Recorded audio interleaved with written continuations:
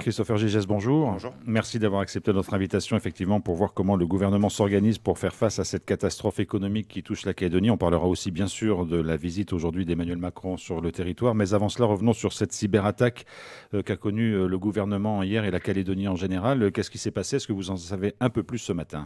Oui, c'est une attaque inédite. En fait, très peu de temps après l'annonce de la venue du président de la République, on a vu une attaque de type DDoS. Une attaque de type DDoS, c'est des millions de connexions en quelques minutes, en l'occurrence 95 000 connexions en quelques secondes, avec le but de faire planter le système Internet calédonien pour atteindre les serveurs. Donc on a réussi à bloquer cette attaque en bloquant l'adresse IP, en bloquant le mail qui avait été attaqué, mais on aurait pu avoir des dégâts extrêmement importants. Donc la Nouvelle-Calédonie a un centre de cyber-ressources avec des méthodes qui ont été validées par l'ANSSI. Ça nous a permis de répondre efficacement, rapidement. Il y a une vigilance particulière en ce moment par rapport à ce type d'attaque? Oui, on est régulièrement attaqué en cybercriminalité, mais là, au vu du contexte, les équipes de la direction numérique de la Nouvelle-Calédonie et de l'OPT agissent de manière beaucoup plus active sur ce sujet. Le timing de cette attaque interroge, bien sûr. Est-ce que vous pensez qu'elle est liée à la visite du président de la République? Est-ce qu'on sait d'où elle pourrait venir? Je vais rester très prudent sur ce genre de choses, mais les premières informations qu'on a, c'est que beaucoup d'adresses IP qui ont attaqué la Nouvelle-Calédonie proviendraient de Russie. Je reste prudent parce que il y a une enquête de cybercriminalité qui est ouverte au niveau national sur ce sujet.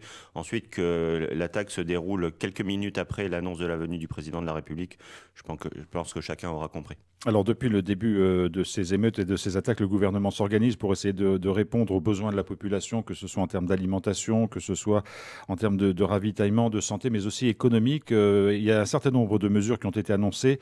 Elles sont en train de se mettre en place. Quel est le but? C'est vraiment de parer au plus pressé pour l'instant? Oui, déjà, je pense que l'objectif, c'est de répondre de manière coordonnée, rapide et efficace. C'est coordonné, on est dans l'obligation d'avoir une réponse commune de l'ensemble de la Nouvelle-Calédonie, c'est-à-dire de l'ensemble des collectivités, de l'ensemble des acteurs, de l'État, bien entendu, qui va jouer un rôle extrêmement important sur ce sujet. Rapide, parce qu'on a des gens qui ont tout perdu et donc il faut que les aides soient dégagées le plus rapidement possible pour qu'ils puissent y avoir accès. Et enfin, efficace, on n'a pas le temps de s'empêtrer avec des procédures administratives qui seraient longues, donc on doit être en procédure d'urgence pour que celle-ci puisse être mise en place. Ensuite, sur le phasage, on a annoncé hier au niveau du gouvernement le gel des cotisations sociales et de la fiscalité pour les personnes qui ont vu leur outil de travail qui a été incendié. C'est un premier message, ce n'est pas le dernier, mais là on a voulu parer à l'urgence, c'est-à-dire qu'il y a un message qui a été envoyé à ces personnes-là de ne pas se tracasser avec ces formalités administratives, et je pense qu'il n'en avait pas, de toute façon, il n'en avait pas l'intention au vu des dégâts qu'ils ont subis. Mais on n'oublie pas les autres qui ont subi des pertes d'exploitation extrêmement importantes du fait que d'autres entreprises ont brûlé, donc ils n'ont plus de clients ou ils n'ont plus de fournisseurs. Et donc celle-là, on est aussi en train de monter un plan avec l'État, les provinces et les différents acteurs économiques pour les aider. Alors, ce gel des cotisations sociales et fiscales, est-ce qu'on en connaît déjà la durée? Est-ce que c'est provisoire? Enfin, où est-ce que vous en êtes? Oui, pour l'instant, on est sur l'année 2024 pour ces personnes. Ensuite, on adaptera au fur et à mesure. Ce qui est important aujourd'hui, et c'est pour ça qu'on a une cellule de coordination au niveau du gouvernement qui comprend à la fois l'État, les provinces, les acteurs économiques, les banques et les assurances, pour avoir une réponse qui est vraiment précise dans un premier temps sur ce qui est, je vais dire, les charges courantes de la Nouvelle-Calédonie et des entreprises, c'est-à-dire les besoins en chômage partiel, les besoins pour les régimes sociaux, les besoins pour que les collectivités continuent à fonctionner et continuent à aider les entreprises. Ça, c'est l'urgence, ce qu'on peut dire en consommation courante. Et une deuxième phase qui sera urgente aussi, mais qui dans un second temps, qui sera la reconstruction de l'économie calédonienne et la reconstruction des entreprises, où on travaille déjà avec les assurances. Il y a eu une réunion hier soir avec Bruno Le Maire, les banques et les assurances pour avoir une doctrine calédonienne qui permet d'avoir une réponse rapide au niveau des assurances et au niveau des banques d'avoir une réponse coordonnée sur les différentes échéances qui sont en cours. Alors justement, il y a des réponses techniques à apporter. Le gouvernement vous accompagne. On sait que c'est des mesures qui vont coûter cher à la collectivité. On sait qu'il n'y a pas beaucoup d'argent, voire pas du tout en Calédonie. Est-ce que là, l'intervention de l'État sera décisive et incontournable?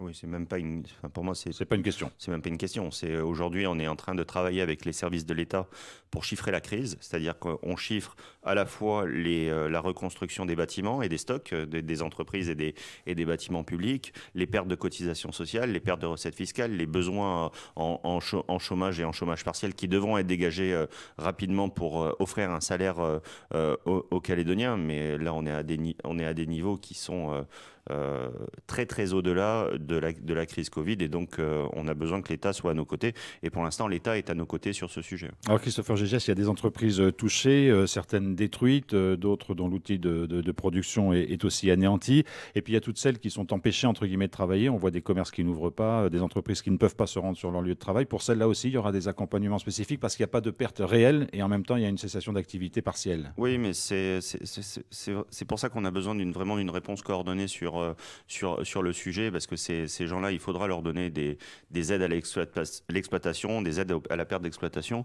C'est pour ça qu'on travaille avec les provinces notamment, qui sont en charge du développement économique, et donc chacun aura sa compétence pour accompagner, mais on a besoin d'avoir cette cellule qui coordonne les différentes aides en fonction des différentes compétences de chacun. Donc ces personnes seront aidées. De toute façon, on n'a pas d'autre choix. Il faut que notre tissu économique y tienne face à cette tragédie. Et enfin, moi, j'ai une pensée particulière pour ces chefs d'entreprise qui voient aujourd'hui leur outil de travail et l'outil d'une vie qui a été dévasté. Donc, on est dans l'obligation de les aider. Je pense que la classe politique doit faire preuve de beaucoup d'humilité dans la situation dans laquelle on se trouve. On n'a pas réussi à éviter ce qui s'est passé, et l'État et les élus calédoniens doivent être aux côtés des Calédoniens pour les aider. Alors ces mesures que le gouvernement met en place, coordonne, est-ce qu'elles viennent par exemple en complément de celles annoncées par la province Sud sur le paiement des salaires pour les entreprises détruites? Oui, exactement.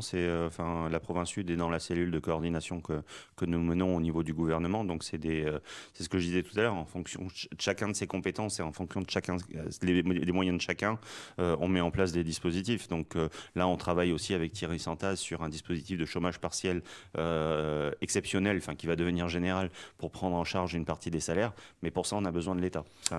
La province Sud, le gouvernement, on pourra agir que très peu de temps si l'État ne nous accompagne pas, et l'État est à nos côtés pour nous accompagner sur ce sujet. Vous avez travaillé donc avec Bruno Le Maire, vous le sentez mobilisé. On sait aussi qu'il a travaillé avec la province Sud. Vous sentez qu'il est auprès des Calédoniens et qu'il veut trouver des solutions pour la situation actuelle? Oui, d'une manière très efficace. Enfin, le ministre chaque fois qu'on a été en visio avec lui, enfin, on est en phase sur le fait que ça soit une réponse rapide.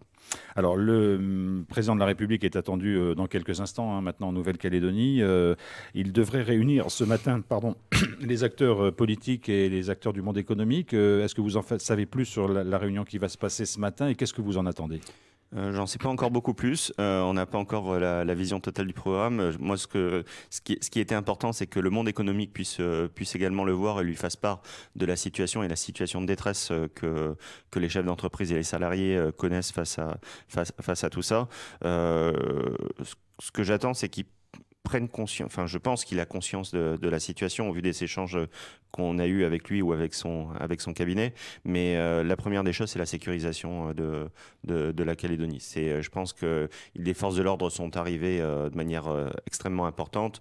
Il faut qu'on continue la sécurisation, parce qu'on parlait de reprise économique. Il n'y aura pas de reprise économique si les lieux ne sont pas sécurisés. Donc ça, c'est le premier point. Ensuite, on attend de lui une aide massive de l'État sur ces sujets pour qu'on puisse faire reprendre la Nouvelle-Calédonie. Il dit qu'il vient pour écouter, pour entendre, pour jauger aussi évidemment de la situation. Est-ce que vous pensez qu'il pourrait faire des annonces? Je pense que le déplacement d'un président de la République dans une situation pareille, je vois mal comment il ne pourrait pas faire d'annonce. Enfin, en tout cas, sur la partie politique, d'autres s'exprimeront sur le sujet. Au niveau du gouvernement, on est sur des plans opérationnels d'aide aux Calédoniens. Enfin, en tout cas, moi, j'attends des annonces économiques extrêmement fortes pour venir aider les Calédoniens, à la fois en sécurisation des lieux, mais également pour reconstruire la Nouvelle-Calédonie. Un mot encore, Christopher Gizès, parce qu'on sait qu'il y a beaucoup de Calédoniens qui sont hors du territoire et qui cherchent à rentrer aujourd'hui. Sans doute le gouvernement s'organise-t-il aussi, mais tant que l'aéroport est évidemment interdit, fermé aux vols commerciaux, il est impossible. Est-ce qu'il y a des aides? On a de plus en plus d'appels à l'aide de gens qui ne savent pas comment faire. Oui, on communiquera sur le sujet dans les tout prochains jours, certainement demain. Christopher Gigès, membre du gouvernement en charge notamment de l'économie, merci beaucoup d'avoir accepté.